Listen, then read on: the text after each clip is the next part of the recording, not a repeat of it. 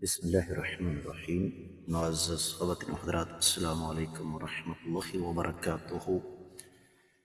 حج اسلام کے بنیادی 5 ارکان میں سے ایک ہے، اور یہ بڑی عظیم عبادت ہے، بلکہ یوں کہا جائے کہ سب سے زیادہ پرمشقت عبادت ہے تو غلط نہیں ہوگا۔ اب یہ کیسے ہو سکتا ہے کہ رب کائنات اس حج کے کچھ آداب ہمیں نہ بتائیں؟ یہی ہمارے آج کے قرآن مجید کے سبق کا موضوع ہے۔ آئیے سب سے پہلے آیت مبارکہ کی تلاوت کرتے ہیں۔ اللہ رب العزت ارشاد فرماتے ہیں، ثم ليقضوا تفثهم وليوفوا نذورهم وليطوفوا بالبيت العتيق ثم ليقضوا تفثهم وليوفوا نذورهم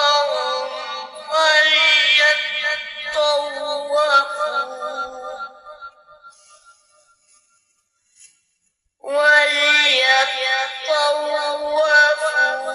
بالبيت العتيق.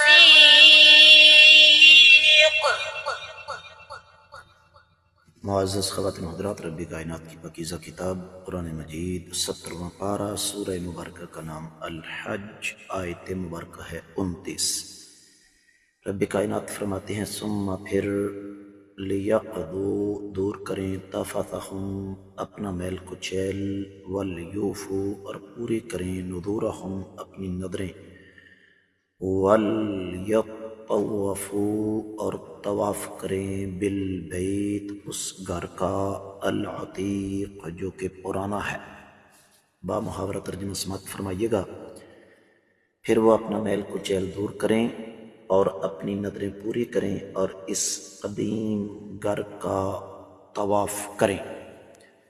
امام ابن کثیر رحمۃ اللہ علیہ اس آیت مبارکہ کی تفسیر بیان کرتے ہوئے ابتدا میں سیدنا عبداللہ بن عباس رضی اللہ تعالیٰ عنہما اور پھر عطا بن رباح، مجاہد بن جبر، اکرمہ، محمد بن کابل قردی کا قول نقل فرماتے ہیں کہ اس سے مراد یہ ہے کہ جب حجاج کرام احرام اتار دیں اور پھر اپنے سر منڈوا دیں، اپنا عام لباس پہن لیں، ناخن تراش لیں، اور تفت اس کا ایک مفہوم سیدنا عبداللہ بن عباس رضی اللہ تعالیٰ عنہما نے مناسک بھی کیا ہے، اور نظر پوری کرنے سے مراد یہاں جانوروں کو ذبح کرنا ہے، جبکہ امام مجاہد بن جبر یہ فرماتے ہیں کہ نظر سے مراد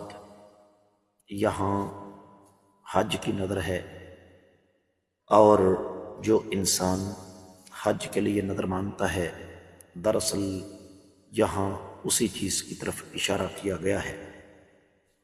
پھر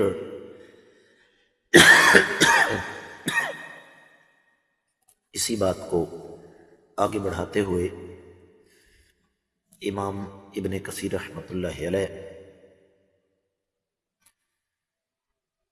ایک روایت لے کر آئے ہیں جو بنیادی طور پر سیدنا سفیان سے مروی ہے، اور اس کا مفہوم بھی یہی نکلتا ہے کہ یوفوا نذورہم سے مراد حج کی نذر ہے، اور جو شخص بیت اللہ میں اس نیت سے داخل ہو گیا وہ اسی میں داخل ہے۔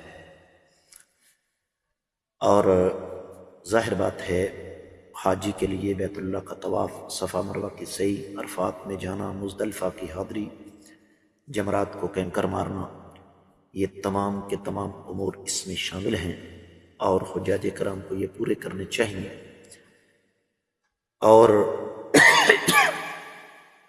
یہاں پر جس طواف کی طرف اشارہ کیا گیا ہے وہ دراصل یوم النحر کا طواف ہے، جس کے بغیر حج نہیں ہوتا۔ اور سیدنا عبداللہ بن عباس رضی اللہ تعالیٰ عنہما کا قول ہے کہ حج کا آخری کام طواف ہے۔ نبی کریم صلی اللہ علیہ وسلم نے بھی ایسے ہی کیا۔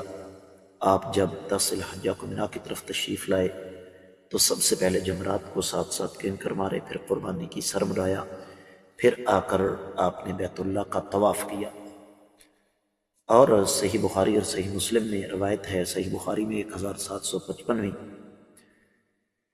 کہ لوگوں کو حکم دیا گیا ہے کہ ان کا آخری کام طواف ہو، البتہ جو خواتین اپنے ماہانہ ایام میں ہیں ان کو اس بات کی رخصت ہے، رعایت ہے۔ بعض لوگوں نے بقول امام ابن کثیر رحمۃ اللہ علیہ بیت العتیق کے الفاظ سے استدلال کر کے فرمایا کہ طواف کرنے والے کو حتیم کے اوپر سے طواف کرنا چاہیے، اس لیے کہ وہ بھی دراصل بیت اللہ کا حصہ ہے۔ سیدنا ابراہیم علیہ السلام نے جو بیت اللہ تعمیر کیا تھا یہ اس میں شامل تھا، تو قریش نے اس کو جب تعمیر کیا تو کھلا چھوڑ دیا، اور اس کی وجہ یہ تھی کہ قریش کے پاس اخراجات نہیں تھے۔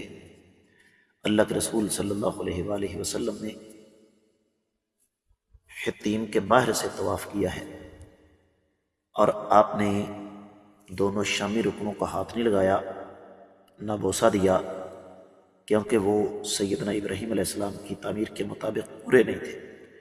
اس آیت کے اترنے کے بعد نبی علیہ السلام نے حتیم کے پیچھے سے طواف کیا۔ اور ایک روایت پھر نقل کی امام ابن کثیر رحمۃ اللہ علیہ نے، جسے شیخ البانی رحمۃ اللہ علیہ ضعیف قرار دیتے ہیں، کہ یہ بیت اللہ تھا جو کہ سیدنا آدم علیہ السلام نے تعمیر فرمایا، اور پھر آج تک اس پر کوئی سرکش غالب نہیں آ سکا۔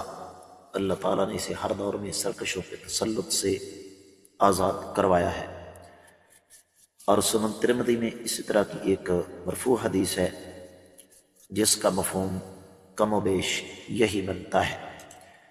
معزز خواتین و حضرات، تفسیر ابن کثیر میں جو کچھ بیان ہوا وہ اتنا ہی۔ دیگر کتب تفسیر کی طرف ہم بڑھیں تو اس آیت مبارکہ کے اہل علم نے 3 حصے کیے ہیں، اور آج ہم انہی پر بات کریں گے۔ کہ پہلی بات، ثم لیقضوا تفثهم، کہ ہر وہ شخص جو حج پورا کر لیتا ہے اس نے اپنے تمام کے تمام ارکان ادا کیے، تو پھر اس کو چاہیے کہ وہ اپنے جسم کی صفائی کرے، ہر لحاظ سے بال وغیرہ بھی صاف کرے، ناخن وغیرہ بھی تراشے، اور بال وہ صاف کرے جن کو صاف کرنے کا حکم اللہ تعالی نے دیا ہے۔ امام ابن جریر اور پھر امام راغب المفردات میں، امام بغوی، امام قرطبی مادی قریب میں، امام سعدی، یہ سارے کے سارے اسی بات کی طرف گئے ہیں۔ اسی طریقے سے امام نیشاپوری اور امام النحاس، ان کا موقف بھی یہی ہے کہ دراصل اللہ تعالیٰ کی منشا یہ ہے کہ میرے بندے حج کی مشقت کے بعد صاف ستھرے ہو جائیں۔ پھر اگلی بات ہے وَلْيُوفُوا نُذُورَهُمْ، یہ اپنی نظروں کو پورا کریں، یعنی حجاج کرام نے ان پر جو اللہ تعالیٰ کی طرف سے ذمہ داریاں عائد ہوتی ہیں ان کو پورا کریں، اور پھر بیت العتیق اس کا طواف کریں، یعنی طواف افاضہ۔ یہ بھی تقریباً تمام مفسرین کرام اس بات پر متفق ہیں، جن میں امام ابن جریر، امام ابن الجزی، امام ابن عطیہ، اور پھر اسی طریقے سے دیگر ائمہ کرام شامل ہیں۔ اور بیت اللہ کو بیت العتیق اس وجہ سے کہا جاتا ہے کہ یہ انسانی تاریخ کا قدیم ترین گھر ہے، امام بقائی نے نظم الدرر میں اور امام سعدی وغیرہ نے اسی طرف اشارہ کیا۔ معزز خواتین و حضرات، یہاں پر یہ بات بھی سمجھنے والی ہے، امام واحدی نے جسے الوجیز میں ذکر فرمایا ہے اور امام قرطبی بھی اس کا جزم فرماتے ہیں کہ دراصل بیت اللہ العتیق سے مراد یہاں پر کعبۃ المشرفہ ہے، جسے اللہ رب العزت نے اس مرتبے اور مقام سے نوازا جو اللہ کی زمین پر موجود کسی بھی عمارت کے حصے میں نہیں آ سکا۔ معزز خواتین و حضرات، اس آیت مبارکہ کے حوالے سے ابھی کچھ مزید امور باقی ہیں جو کہ میں آنے والے سبق میں آپ کی خدمت میں پیش کروں گا۔ وقت کی قلت کے باعث آج کا سبق یہیں پہ روک رہا ہوں۔ آپ لوگوں سے خصوصی طور پر گزارش کروں گا کہ جہاں تک ہو سکے ان اسباق کو صدقہ جاریہ سمجھ کر ہر فورم پر زیادہ سے زیادہ آگے نشر فرمائیں، ویڈیو کو لائک کریں، شیئر کریں۔ اگر ابھی تک آپ نے میرے چینل کو سبسکرائب نہیں کیا تو ضرور کیجئے، ساتھ لگے گھنٹی کے بٹن کو دبائیے تاکہ تازہ ترین اسباق روزانہ رات کے 12 بجے کے بعد آپ کو مل سکیں۔ آپ کا یہ اپنا چینل فرقہ واریت سے بالاتر خالصتاً کتاب و سنت کی روشنی میں ترتیب دیا گیا ہے، جہاں پر آپ کو عقیدے، عبادات، معاملات اور اخلاقیات کے حوالے سے بے مثال رہنمائی ملے گی۔